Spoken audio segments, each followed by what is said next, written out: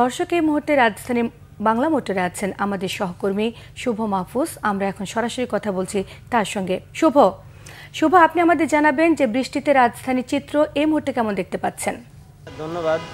আসলে আজকে সকাল থেকেই বৃষ্টি, যেটা গতকালকে আবহাওয়া অধিদপ্তর গতকালকে রাতে যে আবহাওয়ার পূর্বাভাস দিয়েছিল যে আজকে সকাল থেকে দিনব্যাপী বৃষ্টি হবে, সেটা এমনটি কিন্তু হচ্ছে। সকাল থেকে রাজধানীতে গুড়ি গুড়ি বৃষ্টি, এর ফলে মানুষজন, অফিসগামী মানুষের যেভাবে ভোগান্তিতে পড়তে হয়েছে অফিসে যাওয়ার সময়, ঠিক এখন অফিস থেকে ফেরার সময় তাদেরকে একই ভোগান্তিতে পড়তে হচ্ছে। আমরা দেখতে পাচ্ছি যে যারা গড়মুখ মানুষ রয়েছে তারা কিন্তু বৃষ্টির কারণে অনেকটাই ভোগান্তির মধ্যে দিয়ে পার হতে হচ্ছে, এবং সড়কেও বৃষ্টির কারণে যে রীতিমতো যে যানজটগুলো দেখা যায় সেটিও কিন্তু আমরা দেখতে পাচ্ছি। আমরা এই মুহূর্তে বাংলা মোটরে অবস্থান করছি। বাংলা মোটরের আশপাশের যে সড়কগুলো রয়েছে প্রতিটি সড়কেই কিন্তু আমরা দেখতে পাচ্ছি যানবাহনের বেশ জটলা।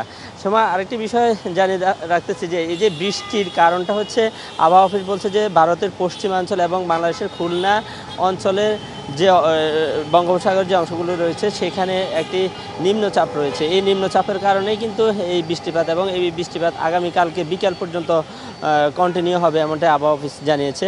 এবং আজকে দুপুর 12টা, সকাল 6টা থেকে দুপুর 12টা পর্যন্ত আবহাওয়া অফিস বলছে যে ঢাকা এবং এর আশপাশের জেলাগুলোতে 2 মিলিমিটারেরও বেশি বৃষ্টিপাত হয়েছে, এবং সবচেয়ে বেশি বৃষ্টিপাত হচ্ছে চট্টগ্রাম, বরিশাল এবং খুলনা বিভাগে। সেখানে অনবরত বৃষ্টি হচ্ছে এবং এটা হতেই থাকবে।